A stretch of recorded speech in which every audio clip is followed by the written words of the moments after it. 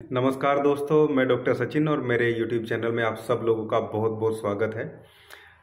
आज मैं आप लोगों से किसी मेडिसिन की बात नहीं करूंगा, किसी दवाई की, किसी भी टाइप की दवाई की बात नहीं करूंगा, लेकिन एक ऐसा सप्लीमेंट है, एक ऐसा न्यूट्रिशन है जो एक मैन को सुपरमैन बनाने की पावर जो है रखता है, या जिनको इरेक्टाइल डिसफंक्शन, प्रीमैच्योर इजैकुलेशन जैसी प्रॉब्लम है, जिनको तनाव नहीं आता है, या जिनका तनाव बहुत ज़्यादा देर रुक नहीं पाता है, या फिर जिनका टाइम बहुत कम है, उनकी बहुत अच्छी सप्लीमेंट है। बहुत अच्छा आप इसको फूड सप्लीमेंट भी कह सकते हैं।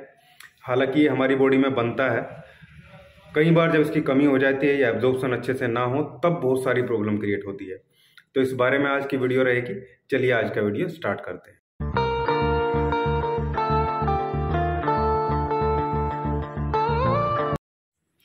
दोस्तों, आजकल भाग दौड़ भरी जिंदगी में इतना पोल्यूटेड इन्वायरमेंट होने की वजह से, सारी चीज़ों में मिलावट होने की वजह से बहुत सारे कंपोनेंट हमारी बॉडी में ऐसे होते हैं जिनकी कमी लगातार ना मिलने की वजह से होती चली जाती है, या शरीर उसको बनाना बंद कर देता है।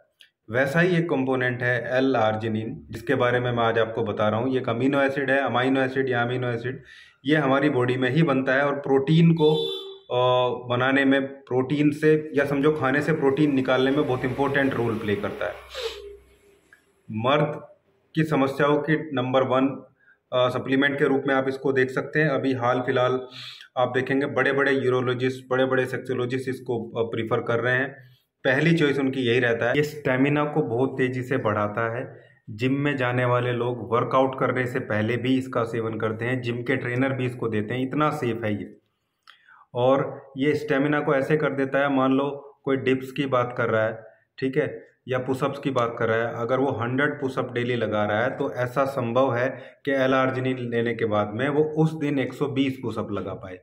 तो एक तरीके से ये लगातार जो स्ट्रेंथ है उसको बढ़ाता है। अब आप समझिए, स्टेमिना को इस तरीके से बढ़ा रहा है तो मेल की सेक्सुअल प्रॉब्लम को किस तरीके से ये daily one day by day जो है वो इंक्रीज करता चला जाता है।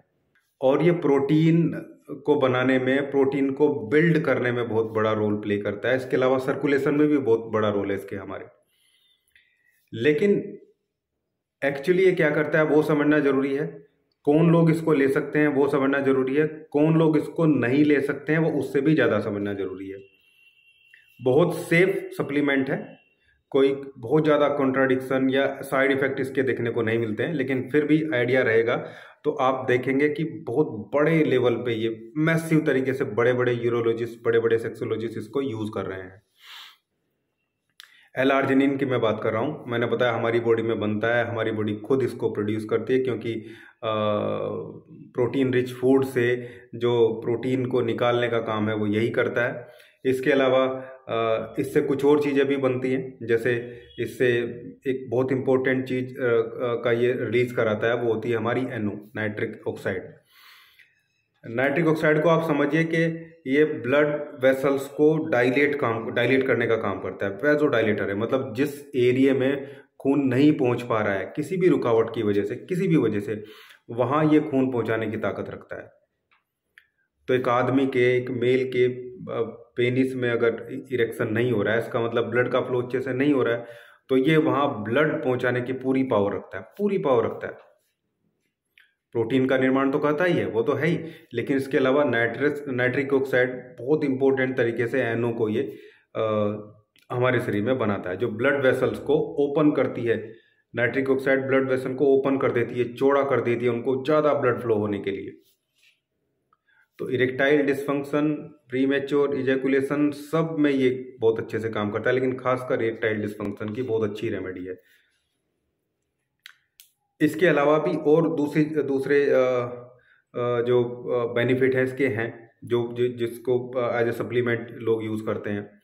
जैसे एंजाइना पेन किसी को होता है, चेस्ट में पेन होता है, उसकी ब्लड प्रेशर को भी ये लो करता है, डायबिटीज़ को ये लो करता है, ब्लड ग्लूकोज को ये लो कर देता है, ये भी पावर इसमें है। ब्लड प्रेशर को लो करता है, मैंने बताया। ड्यूरिंग प्रेगनेंसी भी इसको जो डॉक्टर्स हैं वो देने लगे हैं। जिनको ड्यूरिंग प्रेगनेंसी के दौरान जिनका ब्लड प्रेशर थोड़ा रेज रहता है, थोड़ा बड़ा रहता है, उनको एज ए सप्लीमेंट जो है डॉक्टर देते हैं, ठीक है। ओपन प्रिस्क्रिप्शन पे बिना प्रिस्क्रिप्शन के अवेलेबल है, कोई भी ले सकता है कोई, क्योंकि ये तो एक सप्लीमेंट है, जैसे मल्टीविटामिन की गोली होती है उसी तरीके से ये अवेलेबल है।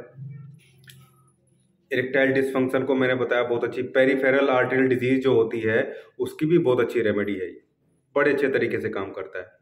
इसके अलावा भी और बहुत सारे बेनिफिट हैं जिसके लिए L-आर्जिनिन को यूज़ किया जाता है, लेकिन ये तो है ही ज़्यादातर इसको ब्लड प्रेशर को डाउन रखने के लिए, या फिर ऐसे लोग जिनको इरेक्टाइल डिसफंक्शन है उसका वो ट्रीटमेंट कराने जा रहे हैं तो हमेशा डॉक्टर उनको ये L-आर्जिनिन देता ही है। तो आप भी चाहे कोई होम्योपैथी मेडिसिन ले रहे हैं, चाहे कोई आयुर्वेदिक मेडिसिन ले रहे हैं, या आप कोई सिल्डेनाफिल, टडानाफिल मतलब वायग्रा टाइप की गोली कोई ले रहे हैं, उसके साथ भी आप इसको ले सकते हैं, कोई दिक्कत नहीं। हाँ, उनके साथ थोड़ा कॉन्ट्राडिक्शन है, अगर आप ऐसी इस टाइप की टाडालाफिल, सिल्डेनाफिल गोली ले रहे हैं तो आपको अपना बीपी चेक करता रहना चाहिए, क्योंकि थोड़ा सा बीपी वो भी लो करती हैं, थोड़ा सा ये भी लो करती हैं, कई बार थोड़ा ज़्यादा डाउन हो जाता है बीपी। किन दवाइयों के साथ नहीं लेना है, किन के साथ लेना है, किन को ध्यान रखना है। स्वस्थ आदमी कोई भी ले सकता है जिसको कोई लाइफस्टाइल डिजीज नहीं है। अगर कोई डायबिटिक पेशेंट है, डायबिटीज़ की गोली ले रहा है, उसको एक बार अपने डॉक्टर से पूछ लेना चाहिए, नुकसान कुछ नहीं है लेकिन पूछ के लेना चाहिए, वो फिर आपकी डोज को एडजस्ट कर सकते हैं।